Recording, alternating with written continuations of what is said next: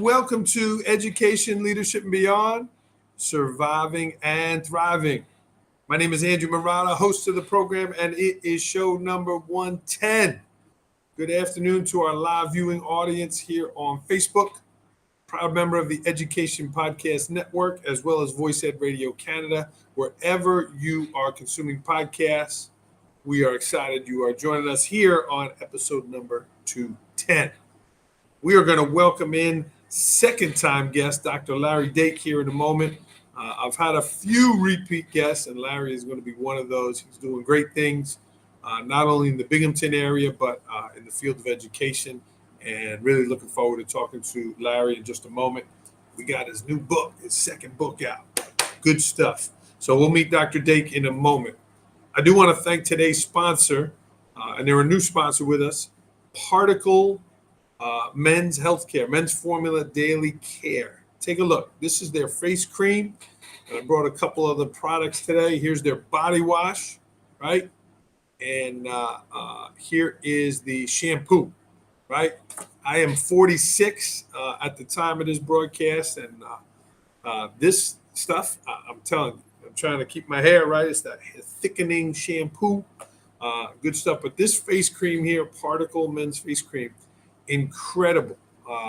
I never really took care of my skin, right? I put sunscreen on, things like that. But as I get older, I'm looking to try to hold on to the face I got. And really good stuff, trying to work on the bags under my eyes, getting that rest. But check them out. There's a discount code 20Murata. We'll give you 20% off that discount code 20Murata. And we'll try to get the link in the chat. But here it is, Particle Men's Products. Check them out. They're on Facebook. They're on Amazon. They're everywhere. And really good stuff for men. So check them out. Happy to have this relationship with Particle. All right. The name of Dr. Dake's newest book is Identifying Small Habits. And what are those small habits that you're doing right now that are helping you, as well as maybe not, right? What are some of those habits maybe that have to come off the table in your life and then what you're doing? I've shared with you over the past couple of weeks, I just read The Miracle Morning, and great book that has got me refocused on getting to bed early as well as waking up early, and that 5 to 6 hour, that 5 to 6, 15, before I head to work, try to get to work by 6:45. It's a great time, and I'm really enjoying that hour and 15 I have. So what are your small habits and the things that help you and the things that hurt you? One of the activities I've enjoyed doing with my leadership groups that I do is called Above the Line and Below the Line. And what are the behaviors, what are the habits that are above the line that help you, that help you grow, that help you be a better person? And then maybe what are some of those habits or behaviors that are below the line of yours, right, that maybe hurt us? So I urge you to look at those in your own life, have some reflection on that, and that's a good process to do as a leader. I do want to thank AJ Bianco for tuning in. AJ, he runs Unlock the Middle. Guy's got more podcasts than Larry Dake's got books. But AJ's a good friend in New Jersey. AJ, thanks for tuning in. Enough of me talking. Let's bring in Dr. Dake here from Binghamton, New York.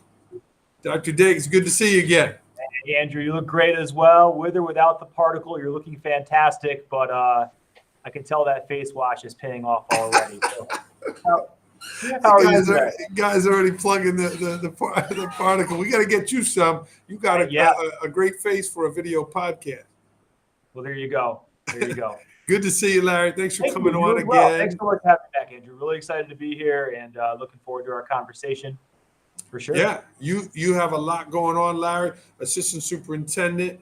And let's start with the opening topic there, identifying small habits you have a new book out. Tell us about that journey. Yeah, so the first book I wrote, Crisis Management, was really going through a grad program, an ed leadership program, and teaching in one as well, like you do, and then working with lots of young leaders, thinking about what really makes or breaks leaders. It's often not the topics in the class they're taking. It's working with people, and it's getting into the wrong fit, and those kinds of things. And so this book, I wanted to be a little different.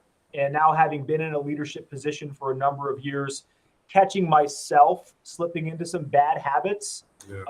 Even good leaders develop habits that can detract from their effectiveness. And so that was really the goal here. The idea is that there are 38 4 to 5 page bite-sized topics. Folks can read it cover to cover. They can check out the table of contents and dive into one that resonates with them. It's easy to go back to if you want a little piece here and there. But the idea is that all of us, over the course of time, can tend to drift, particularly when we've been successful. We've gotten positive feedback, and we're not sort of the younger, wide-eyed administrator, open to everything that maybe we were when we first started.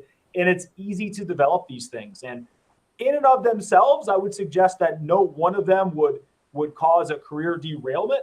But if enough of them happen over time and we don't catch them, it can certainly detract from that next position or getting your school to the next level or retaining staff at a high degree if we don't catch them. So that was really the motivation, is that even really successful, reflective, positive veteran school leaders can fall into bad habits. And I think we all do. And that was really the motivation for it. Yeah.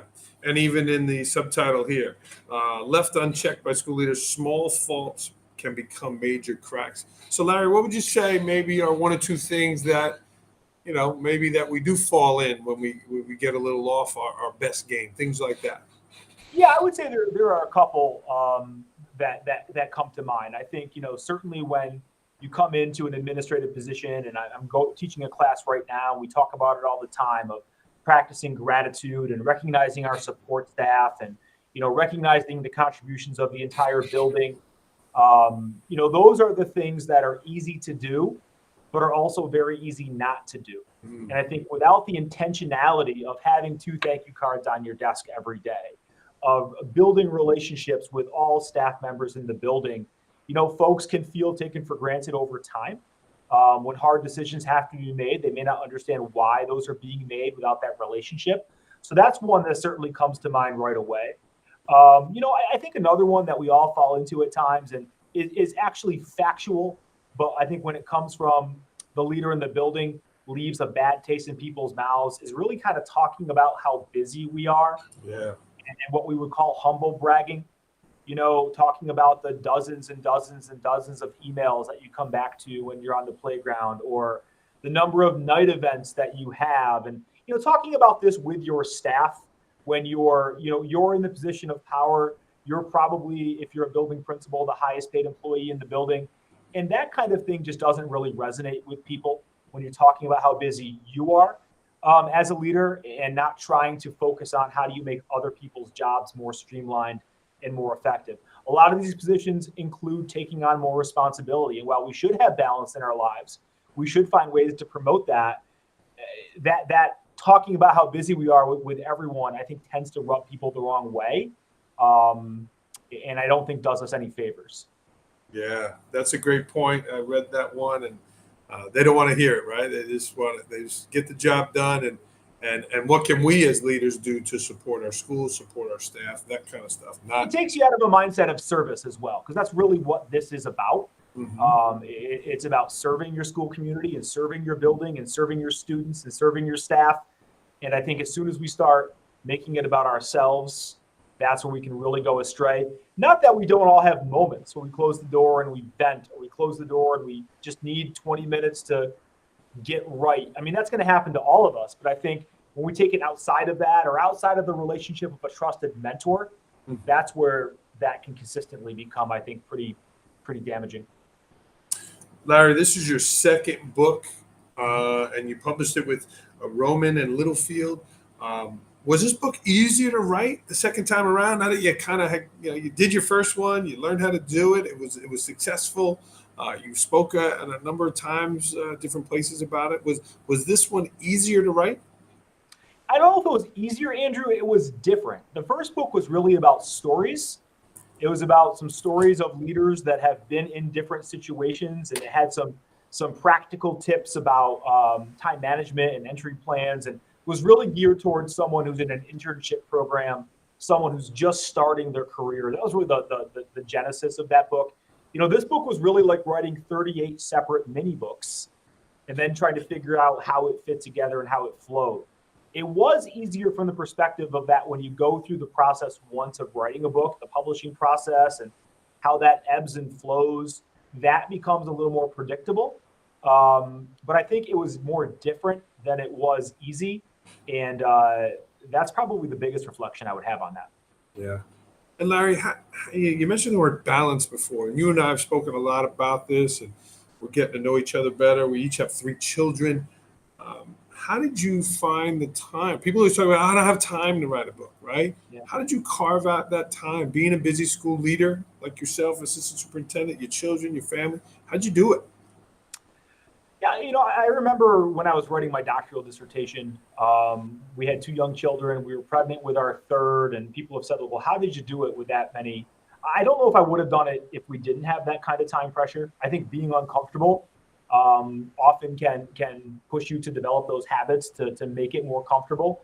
And so, one thing that I have found for me, you talked a little bit about the Miracle Morning in different venues, that 5-ish a.m. time frame when you can focus and be productive and you're not taking time from your family is really, really valuable. And that's just a habit that I wouldn't say 365 days a year, but certainly is an avenue where I know I can find some time for things like this, or I can find some time to work on the ed leadership class that I teach, or also obviously do things for my job.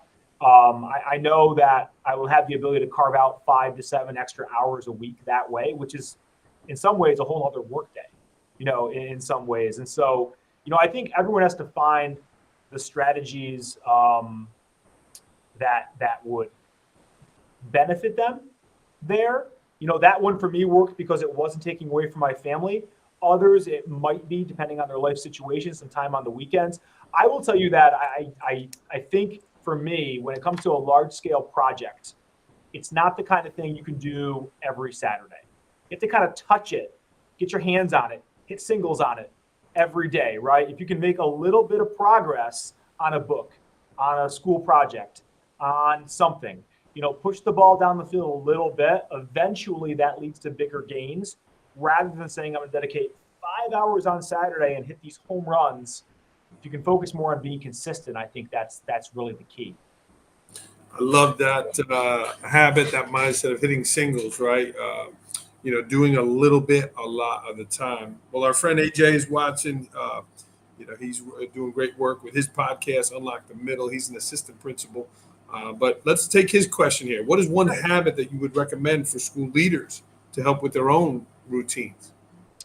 Yeah, I think intentional planning is really, really important. Finding a strategy that works for you. Again, I like a daily organizer where I'm outlining kind of the big things I have to do that day, sort of the non-negotiables. Are there a couple of meetings? What are the outcomes there? Are there a couple of phone calls?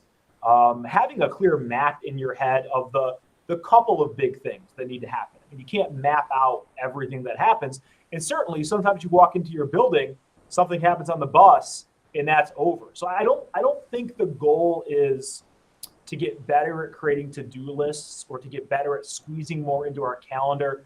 I think the goal is to try to create better conditions for time management to take away from it. One just small one that I would really recommend that I think adds up is with email.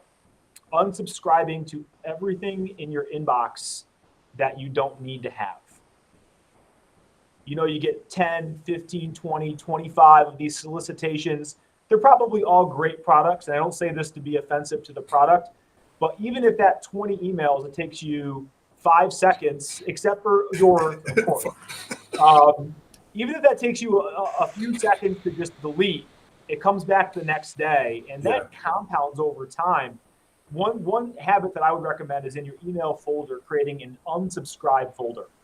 Because if you're on your phone or you're in the moment, it's really hard to unsubscribe to emails because a lot of them are really tricky. A lot of them are, which button do you click? Do you have to re-enter your email? The don't unsubscribe button is pre-populated when you click on unsubscribe. So put those in a folder and then just schedule 15 minutes a week that you're just going to unsubscribe to emails. A time in the day where you need something that can be somewhat of a mindless task. Maybe you get to it, maybe you don't with things happening in your building. But I found that to be a really successful strategy that will cut down on me getting 100, 120 emails a week. And again, over time, that's 400 emails a month. And you can do the math. And even though each one of them in and of themselves is minuscule, just not getting those solicitations is really huge. Coming back to your inbox and having 8 emails instead of 15 psychologically is better. So, the whatever you can do to cut down on the volume of email you receive will free up time for you in other areas. Yeah, I love your concept again of hitting singles, working in those airtight compartments. I think are great, and those are less distractions that are coming in to try to get you. So that's a great point, Larry. I've kind of shared this out a little bit, and I really was waiting for Father's Day to kick it off, but you're on the show now. You and I are working on a little project together, a collaborative project. So would you take a few moments and talk Sure. a little bit about that, Larry? Well, you, myself, and a couple other great leaders that we work with, Jeff Evener from Homer and your friend Kevin from North Carolina, I believe is a building principal. We are working on a book on being dads and being leaders and what that means and the balancing. And it's really going to be very story-based in terms of all of us relating some of our personal, I would say, successes, struggles, lessons learned. From being in leadership positions, having young families of varying ages, varying stages. One of our collaborators has a newborn, and some have folks at high school and college, and I'm kind of in between those two. And so I think it's going to hopefully really resonate with dads and leaders. I think we're in a different era, in a better era than we were maybe 30 years ago, where you blindly focused on your career. I think there's more of a recognition, particularly after COVID or during COVID, that it's more of a balance with our work, with our organizations, and with our families. So we're hoping that the book is one part of it. We're hoping to do some leadership retreats for fathers, and I'm really excited about looking back on this 3 to 5 years from now, and hopefully seeing what kind of movement we can help start. You go through Twitter, you see a lot of folks that are in this space, and I'm just excited to hopefully bring folks together around that. Yeah, I'm excited too. I'm happy to be working with you guys, Jeff and Kevin. It's going to be fun. It's going to be exciting. It's going to be really fun. I know we're getting together in July in person, right? And looking to kick that off at the end of the summer. So happy that you're part of it. Larry, you mentioned Twitter. And you're big on Twitter. You're active in Twitter chats. You reply with a lot of people and things like that. Tell me about your Twitter journey and why do you believe in Twitter as a tool for administrators? Yeah, I think Twitter is a tremendous source of professional learning for administrators. The reality is you become an administrator and maybe you land in a place, or you do your internship, you land in a place with someone who's particularly interested in your development, and they're going to help mentor you. Lots of us don't land in those places, and it's really up to us to develop our own professional learning plan, for lack of a better word. There is a 1-year, mentoring requirement for new administrators in New York State. But I know, for example, lots of districts put on large-scale PD for teachers, and rightfully so, over the summer during the school year, not as much for school leaders. So I really think it's incumbent upon us to get better, to work to get better, to try to learn from others, try to broaden our perspectives, learn from people that aren't like us, and maybe were raised differently and had different life experiences that we can learn from, and that our kids also, might have. So I think it really embodies just being proactive with your own professional learning, and just the connections that can be made on there when it's used for those purposes, I think are pretty astounding. I mean, just look at our collaboration. I think you and I have met once for 4.5 minutes at a savings conference. I've never met Jeff or Kevin, and here we are collaborating on a project together. That probably doesn't happen without Twitter, to be perfectly honest, about the connections that we made. So I think it can really expand your network, and it can really be a place that you can learn. I tell our students in our leadership class, you're probably going to get your first job. You know, the question is, where do you go from there? And it's all about who can get better at this, who can improve. And the answer really is anybody can if they want to. And I think when it comes to Twitter, that's been a key part of my improvement. Yeah.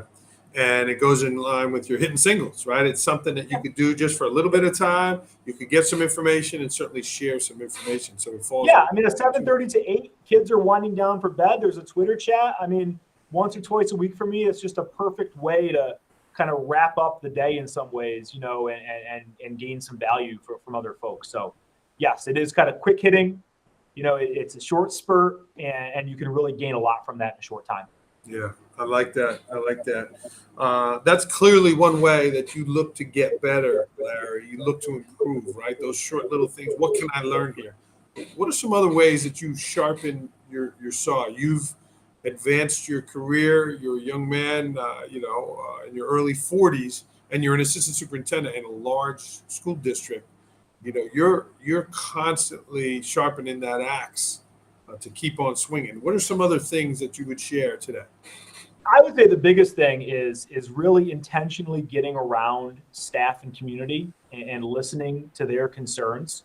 You know, we were in a community forum last night developing some new strategic goals and plans, and I was in a group with community members and teachers, and really, you know, listening to what they have to say, and you learn a lot about the ripple effect of your leadership in those ways. You know, some programs that I think may be going really well, that there's a couple pieces that are floundering, or likewise, some things that are going really well that maybe I need to be a little more involved in making sure continue. So, you know, we have 10 buildings in our district, trying to get around to all of them at least, you know, once every couple of weeks. Our secondary schools probably a little more, and really just getting to know staff and asking their opinions about things. And you know, I think for me, working in a diverse district, getting to know our students as well has been really tremendous. I student taught here in this district 17 years ago. Wow. Look at that. Loved it. Yeah. Really thought I was going to be hired here.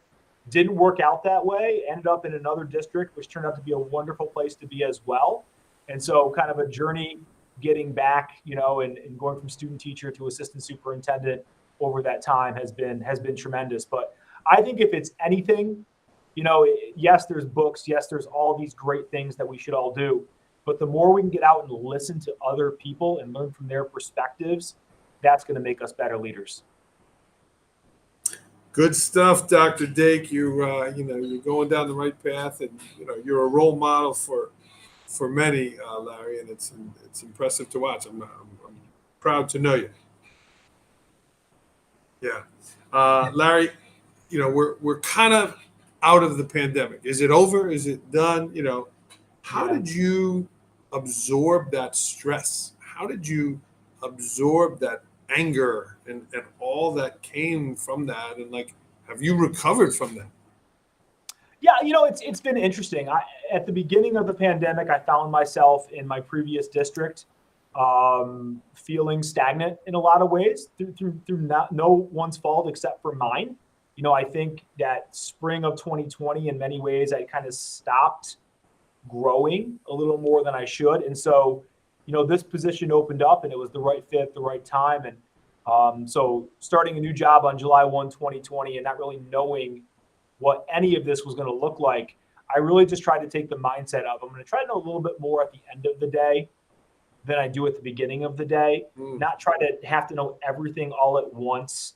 And so when I catch myself getting frustrated, and I did today, quite honestly, with just different things hitting and maybe not knowing the answer, I sort of had to take a step back and think, I know more than I did yesterday. And when I find this answer, I'll know more than I did 20 minutes ago. And so, again, really trying to just break it down in the moment to these kind of bite-sized hitting singles moments has really helped me, I would say, fight back against anxiety that comes with some of these positions and the nervousness. And the idea that if I don't have the answer, I'm going to look stupid. I disavowed myself of that a long time ago, and have, come to appreciate that, being vulnerable is really positive. And you learn from that, and you learn from other people, and you can learn from everyone. So I would say the pandemic heightened that approach for me, and I think has really led me to becoming a better leader than I was, say, 3 years ago, just from being back in this environment and being really challenged, being really supported and challenged, but also having to learn a lot, and taking that kind of one step at a time. Yeah. And you're learning, though. You're modeling learning. You got your doctorate. You're on Twitter. You're writing books. You're doing mastermind groups. You're doing those things where you are learning. So not only are you, doing that for yourself, you're showing others that it's, you're a lifelong learner. So that's cool. Larry, what is something that you were prepared to talk about, or you wanted me to ask you that I did not? Well, I'm sitting here talking about all of this and reflecting on what I talked about with the Dads as Leaders work that we're doing. And, I don't want to lose sight of that. I think, it's always a tension. There's always someone, in many cases, there's a superintendency that opens up, and you could be really good at that, or a position that opens up and someone's pulling you there, and something people want you to do. And it's really nice to feel wanted. And I've really had to kind of take a step back and put that through the lens of what would that do for my family, realizing that I really kind of am in the perfect place for where I want to be in my life and career right now, and really appreciating that rather than just thinking about the next step. I would tell you 6-7 years ago, that was my biggest fault, was sort of never just being able to appreciate where you are, being kind of ambitious, but also content at the same time. And so it's still a struggle at times, but I really feel like that's something that I want to talk about in our work with dads as leaders too, because, at the end of the day, if you're a superintendent for 3 years or 10 years, or a principal for 7 years or 4 years, who cares later in life, right? Like, it really doesn't matter if it's to the detriment of your family. And so I think that's something that I've really come to appreciate more as I've gone along here in my career. Well said, and I agree. I love the concept from Brian Cain, right? You don't keep your eyes on the prize, you keep your eyes in front of you. And he uses the model of the steps, right? You want to run to the top of the steps. You don't look at the top of the steps. You look at each step in front of you, and you just keep. That's a great analogy.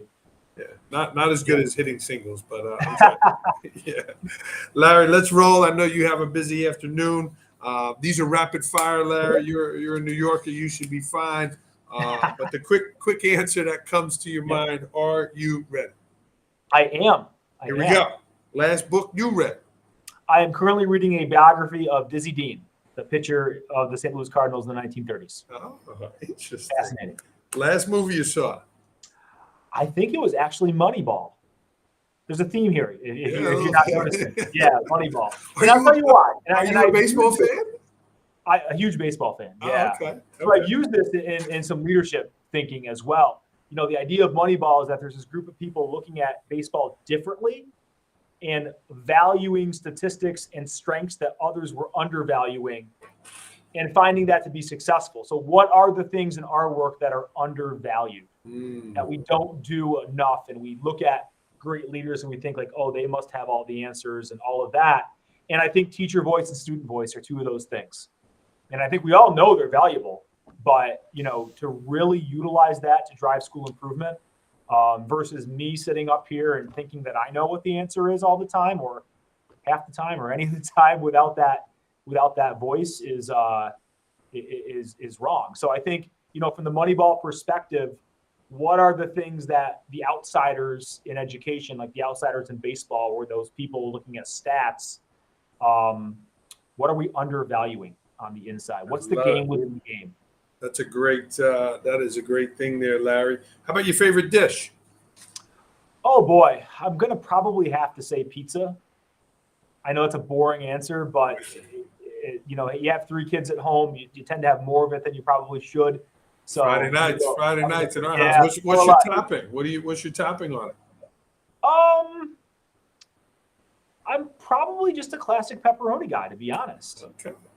Yeah. When you go for the second slice, do you go for the second slice of pepperoni, or you go and cheese on the second slice? Well, my kids like cheese more than pepperoni, so strategically speaking, the pepperoni slice is typically available. Your favorite place to travel? I'd say the Adirondacks in upstate New York, Beautiful. for sure. Beautiful. Lake George area, Lake Placid, Saranac Lake, up that area, for sure. A journal or a blog you subscribe to? Beyond Yours, which is fantastic. There is a superintendent in Iowa named Dr. Jared Smith. Oh yeah. Who wrote Learning Curve. Yeah. He has another book coming out now. He's a fantastic leader. He wrote an endorsement for my second book as well. He has a great blog. I would also say Rick Jetter up in Western New York does a lot of great writing and has been really involved with the 100 Stop series, and the Blue Book is coming out on the things leaders should stop doing, which again is a kind of a habits-based approach, which I really appreciate. So those two in particular, I think, are worth checking out. Both friends of the program, both good dudes. Absolutely. Good answer. Your favorite stress reliever? Oh, favorite stress reliever. I really like the 86 Mets 4-part series on ESPN Plus. I'd say that. And recently, actually, this is a little bit unlike me, but I recently built I'm using little b built. I'm not trying to oversell this. A fire pit in our backyard. My wife and I thought about having a real fire pit for a number of years. We just did it with some rocks around our property. So that's been fun for the last month or so on a nice Saturday night. Very nice to do that. I agree. Good. Another good answer. A pet peeve of yours, something that gets under your skin?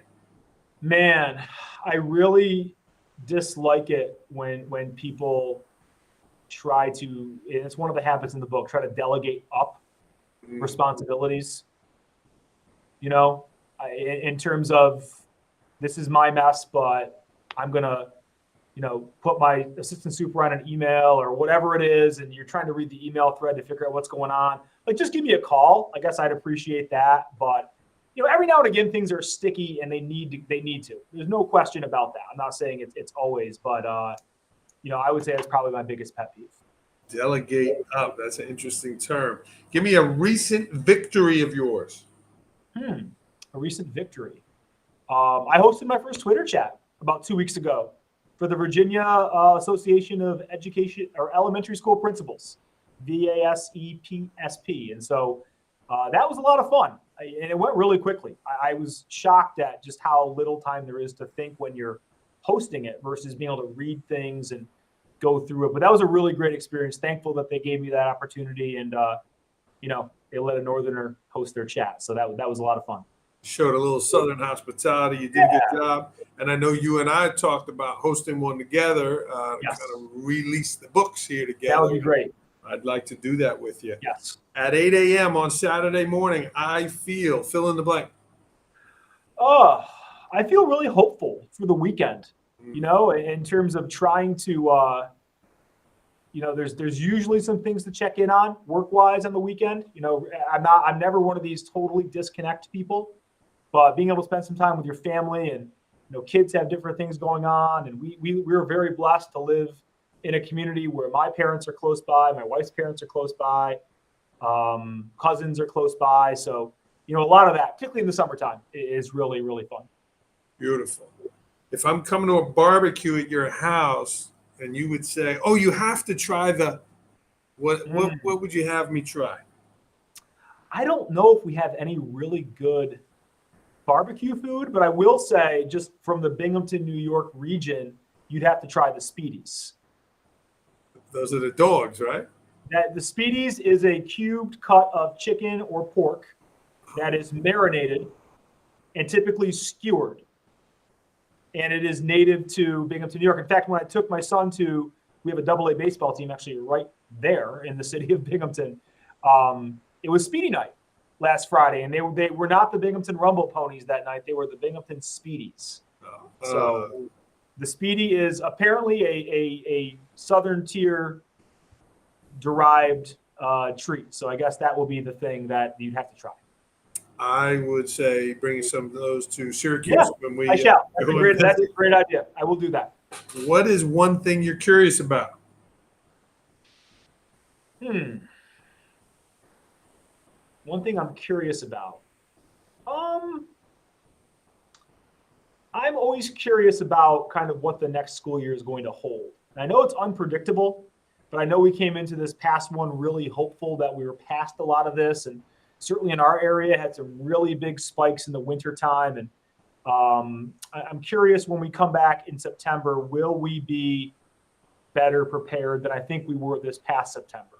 Yeah. You know, and that's not to fault anyone. I think we were all very hopeful that we were out of the woods, and we weren't. And maybe we never truly will get out of the woods.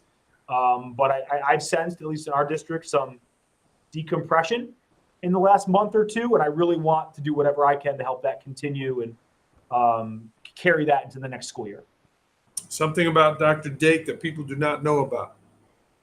People do not know about. Boy, you know, I'll go back to the baseball theme. I'm a really huge baseball history dork. He said dork.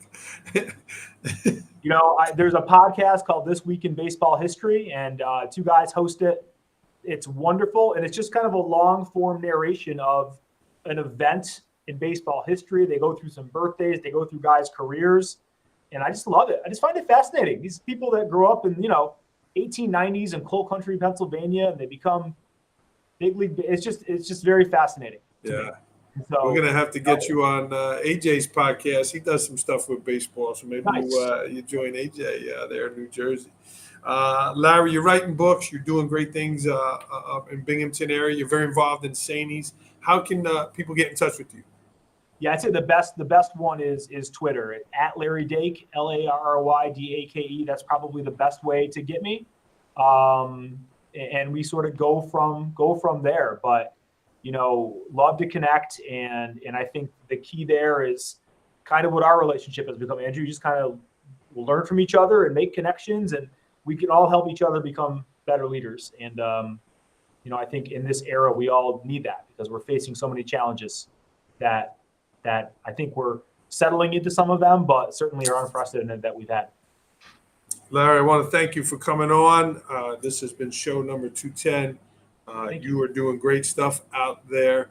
Larry, you want to bring us home with a quote? Do you have something that you kind of live by, or a quote to wrap us up? Yeah, I would go with a Jim Rohn quote, ROHN. Someone who's writing and listening to his speeches has also sort of changed a lot of my thinking over the years. He has something he talks about is don't wish it were easier, wish you were better. And so, we all have those really, really tough days. And you talk about E plus R equals O, right? The same stuff happens to all of us in a lot of ways. And it's how do you react to it and how do you deal with it? And so, I think about that in connection to some of your work as well. But, and again, I think we all can always improve at what we're doing. We're all unfinished products. So that's one that resonates with me for sure. I love that quote. Don't wish it was easier, wish you were better. And I don't want wish, right? I want to keep working at it. Yeah. So I appreciate you, Larry. Stay on the line a minute. This was show number 210, everybody, here on Education Leadership Beyond. Thanks to AJ and our viewing audience. Leave us a positive review. Leave us a comment in the chat. And certainly check out Particle. Right, here they are, men's products here. And that discount code is 20 Murata.